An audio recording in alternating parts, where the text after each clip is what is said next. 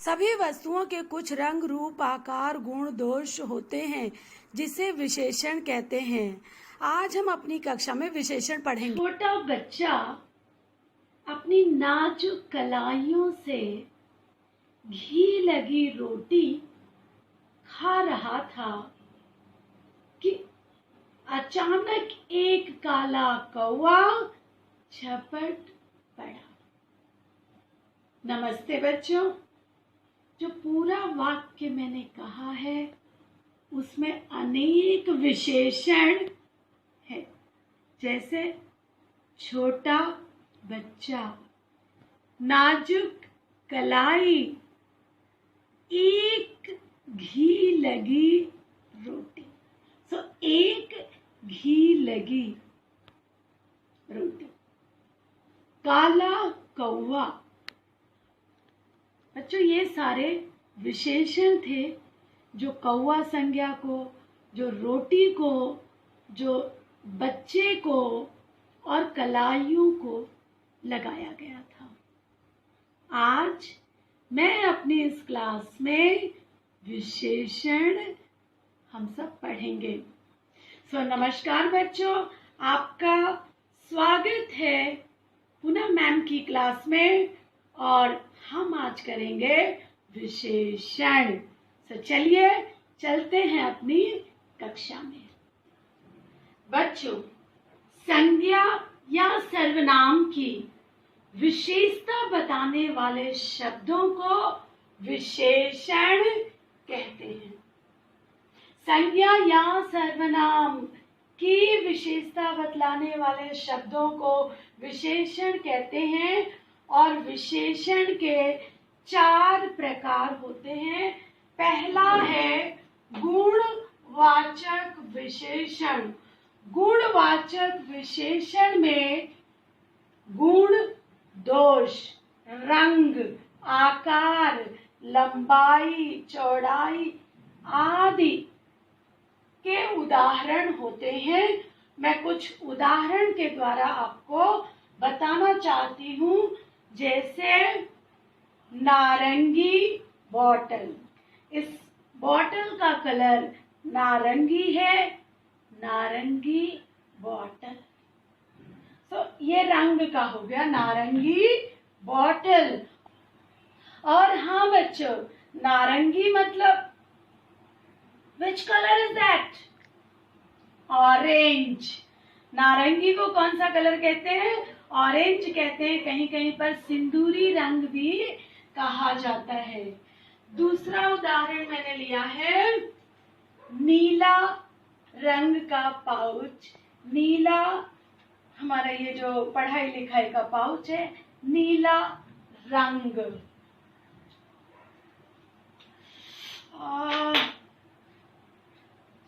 धारदार चाकू।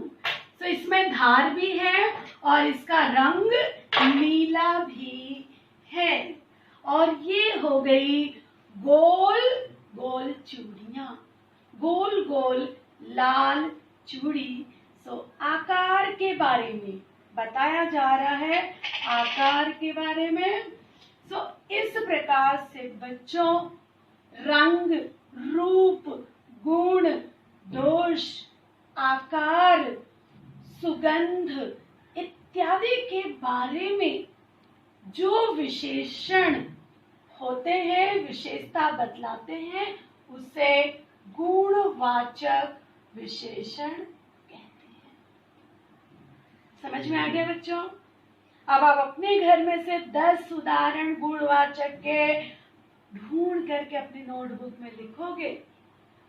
दूसरा उदाहरण है संख्यावाचक। संख्यावाचक के बच्चों 2 प्रकार है। एक है निश्चित और दूसरा है अनिश्चित।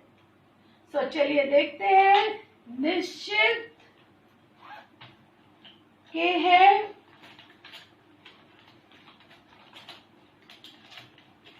दो कलम। 2 कलम क्या बन गया? निश्चित संख्यावाचक विशेषण। कितनी कलम है यहाँ पे? 2 कलम। सो ये 2 कलम हो गई निश्चित संख्यावाचक, क्योंकि बच्चों कलम को हम गिन सकते हैं। जिन चीजों को हम गिन सकते हैं और उनकी संख्या एग्जैक्ट हमें पता हो तो वो निश्चित संख्यावाचक विशेषण कहलाता है। अब बच्चों इसमें बहुत सारी कलम है, ठीक है। अब देखिए कितनी सारी इसके अंदर कलम ही कलम है। तो कुछ कलम, थोड़े कलम, तो अब इनकी संख्या इसको हम लोग गिन सकते हैं, लेकिन जब मैंने कहा थोड़े, कम, ज्यादा, कुछ, तो वहां उनके निश्चित संख्या का बोध नहीं होता, तो वहां हम कहते हैं अनिश्चित संख्यावाचक विशेषण। कुछ पेन लेते हैं, कुछ कलम, कुछ खाने के लिए जो चीजें हम काउंट कर सकते हैं और उनकी संख्या यदि नहीं पता हो तो वो अनिश्चित होती है। चलिए बच्चों, अब हम अपने तीसरे परिमाणवाचक विशेषण पर चलते हैं। परिमाणवाचक विशेषण यानी क्वांटिटी, चीजों के कितना चीज है उसके परिमाण को बताए, उसकी मात्रा को बताए, तो उसे परिमाणवाचक विशेषण कहते हैं। परिमाणवाचक विशेषण भी निश्चित में है और अनिश्चित में है। उदाहरण के लिए मैंने यहाँ पे लिया है एक किलो शक्कर। अब यहाँ पे सीधा पैकेट है 1 किलो शक्कर। 1 किलो शक्कर, क्योंकि शक्कर का एक एक दाना तो हम गिनने वाले नहीं हैं, तो ये परिमाण है। लेकिन हमें पता है इसमें कितना है, 1 kg। सो 1 kg शुगर निश्चित परिमाणवाचक विशेषण है। अब बच्चों देखो, अनिश्चित परिमाणवाचक विशेषण फिर वो किस में आएगा? तो उसके लिए मैंने लिया है थोड़ा दूध। इसमें से कुछ दूध हमने यूज भी कर लिया है, इसमें थोड़ा सा दूध है। अब वो 1 लीटर, आधा लीटर, उसको मात्रा अज्ञात है, तो मैं इसको कह रही हूं थोड़ा दूध। तो ये हो गया थोड़ा दूध, और ये मैंने भिगा रखे हैं थोड़े मूंग। कम भी कह सकते हैं, ज्यादा भी कह सकते हैं इस मूंग को, मूंग। और तो ये हो गया बच्चों अनिश्चित परिमाणवाचक विशेषण। तो अनिश्चित परिमाणवाचक विशेषण में क्या आएगा? कम, थोड़ा, ज्यादा, और वो सारी चीजें, गेहूं, कपड़ा, लीटर, मीटर वाली चीजें जो गिनी नहीं जा सकती। दूध को हम निकाल के नहीं गिनते, तो वो लीटर, मीटर, कपड़ा इत्यादि जो है वो परिमाणवाचक में आता है। निश्चित परिमाणवाचक का एक उदाहरण देती हूं। 1 मीटर कपड़ा, ये कपड़ा है जो मैंने इसको 1 मीटर करा करके लिया हुआ है, इसको दूसरा फोल्ड है, सो ये मीटर कपड़ा, 1 मीटर कपड़ा। 1 मीटर किस में जाएगा? क्योंकि ये मीटर में है, सो परिमाणवाचक विशेषण 1 मीटर यानी निश्चित हो गया, मुझे पता है कितना कपड़ा है, सो ये परिमाण, निश्चित परिमाणवाचक विशेषण कहलाएगा। अब चलिए जो अंतिम विशेषण बचा है, सार्वनामिक विशेषण। बच्चों इसके नाम में ही घुसा हुआ है सर्वनाम। इसके नाम में क्या है इस विशेषण के? सर्वनाम। वे शब्द, वे सर्वनाम शब्द जो संज्ञा को पूरे भीड़ में से अलग कर देते हैं, उसे सार्वनामिक विशेषण कहते हैं। जैसे ये फोन मेरा है, ये फोन, ये शब्द मेरा है, ये सार्वनामिक विशेषण। उस लड़के को बुलाओ, उस लड़के को, सभी लड़कों में से एक लड़के पर पॉइंट आउट किया गया कि उस लड़के को बुलाओ। तो ये जो उस शब्द है उसने सार्वनामिक विशेषण बना दिया। तो सार्वनामिक विशेषण में क्या होता है, बोलो बच्चों, सर्वनाम होते हैं। वे सर्वनाम जो संज्ञा, किसी वस्तु, व्यक्ति, सामान को अलग करके उसकी विशेषता बढ़ा देते हैं, उसे सार्वनामिक विशेषण कहते हैं। उदाहरण के लिए, ये कलम मेरी है। सो ये कलम यहाँ पर संज्ञा है, लेकिन इन सब कलम में से मैंने इसको पॉइंट आउट किया, ये कलम मेरी है। वह घड़ी खो गई। तो वह घड़ी खो गई, सभी घड़ियों में से किसी एक घड़ी के लिए पॉइंट आउट करता है, तो वहां पर वो सार्वनामिक विशेषण होता है। उसके बाद ही दूसरा शब्द संज्ञा होता है। वह घड़ी, उस लड़की को बुलाओ, वह लड़का आज नहीं आया, वह विद्यार्थी बाजार में खो गया, वह, और विद्यार्थी दूसरा शब्द संज्ञा है।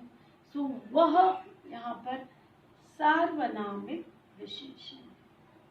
बच्चों, अब आपको ये पूरा आज की डेट में अपनी नोटबुक में विशेषण लिखना है। विशेषण के इतने प्रकार हैं, फिर उसमें निश्चित, अनिश्चित, और जो तुम लोगों ने सुना ना, ये सारे एग्जाम्पल देखे और अपने घर में से अन्य उदाहरण लेकर के आपको अपनी नोट्स बनानी है। गुणवाचक फटाफट रिपीट कर लेते हैं। गुणवाचक रंग, रूप, गुण, दोष, आकार को बताते हैं संज्ञा के, तो उसे गुणवाचक विशेषण कहते हैं। बुराई के बारे में भी बता सकते हैं, ठीक है, कि गंदा लड़का, चंचल बच्चा, सो उसमें जो है दोष भी आ सकता है, लेकिन फिर भी वो कहा जाएगा गुणवाचक विशेषण। संख्यावाचक काउंट कर सकते हैं, जिनको हम गिन सकते हैं, और गिन सकते हैं तो वो संख्यावाचक है। लेकिन उसमें भी, जैसे मैं मम्मी कभी कभी बोले, जाओ कुछ कलम लेकर आना, कुछ नोटबुक लेकर आ, थोड़े नोटबुक लेकर आना, सो नोटबुक वी कैन काउंट। सो संख्यावाचक अनिश्चित भी होता है, अनिश्चित होता है। परिमाणवाचक लीटर, मीटर, और जिन चीजों को हम काउंट नहीं कर सकते, क्विंटल इत्यादि में जो ढेर सारी चीजें होती हैं, उसको हम परिमाणवाचक विशेषण कहते हैं। लेकिन हम जैसे ही बोलते हैं 1 किलो चावल लाना, 25 किलो गेहूं लाना, सो 25 किलो, 1 किलो निश्चित परिमाणवाचक विशेषण। अनिश्चित, जिसको हम थोड़े चावल, थोड़ा गेहूं, थोड़ी मूंग, जैसे आपने देखा, थोड़ा दूध देखा आपने, अनिश्चित परिमाणवाचक विशेषण। सार्वनामिक विशेषण, जो सभी चीजों में से वो सार्वनाम लगाकर, जैसे यह फोन मेरा है, ये पाउच मेरा है, ये वह धार वाली चाकू, वह चाकू। सो चाकू की विशेषता, लेकिन अब उसके पहले वाला शब्द जो है वह है, जो कि सर्वनाम है, इसलिए सार्वनामिक विशेषण कहलाता है। You have to make notes for each type. Now, I have given only few questions. Let's see if you can say इसमें कौन सा प्रकार है। पहला मैं लेती हूँ नीले पंखों वाली चिड़िया। बताइए। एक्शन। तो यहाँ पर नीले पंखों वाली किसके लिए विशेषण? यहाँ पे संज्ञा क्या है? संज्ञा है यहाँ पे चिड़िया, और इस चिड़िया की विशेषता बताते हैं नीले पंखों वाली। कौन सा टाइप हुआ?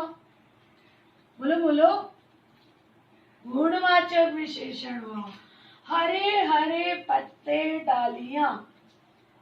अब हरे हरे पत्ते, हरे हरे गुणवाचक, पत्तों के रंग के बारे में बताता है इसलिए गुणवाचक। अब ये क्या होगा बच्चों? 4 मीटर कपड़ा। तो कपड़ा यहाँ पे संज्ञा, और 4 मीटर क्या हुआ? बोलो कौन सा वाला होगा? ये कि ये कि ये? Which one? 4 मीटर कपड़ा। कपड़े को हम काउंट करते हैं? काउंट करते हैं? नहीं करते कपड़े को। तो ये आ गया परिमाणवाचक विशेषण। अब क्योंकि मैंने कहा है 4 मीटर, न कम न ज्यादा, तो 4 मीटर कपड़ा ये हो जाएगा निश्चित परिमाणवाचक विशेषण। 10 पुस्तकें, माँ ने कहा बाजार जा रहे तो 10 पुस्तकें लेकर आना। 10 पुस्तकें। पुस्तकों को आप काउंट कर सकते, यस और नो? यस। तो पुस्तक को जब हम काउंट कर सकते हैं तो काउंटेबल थिंग्स किसमें आता है? संख्यावाचक विशेषण। सो ये हो गया 10 पुस्तक, 10 संख्या, वो भी निश्चित है, निश्चित संख्यावाचक विशेषण। समझ में बच्चों? थोड़ा दूध, दूध को भी काउंट। चलो आंसर आपकी तरफ से आ गया, वेरी गुड। दूध, थोड़ा दूध, ये जो थोड़ा है कम ज्यादा, हाँ, थोड़ा दूध। तो ये थोड़ा शब्द जो है दूध को हम काउंट नहीं कर सकते, तो ये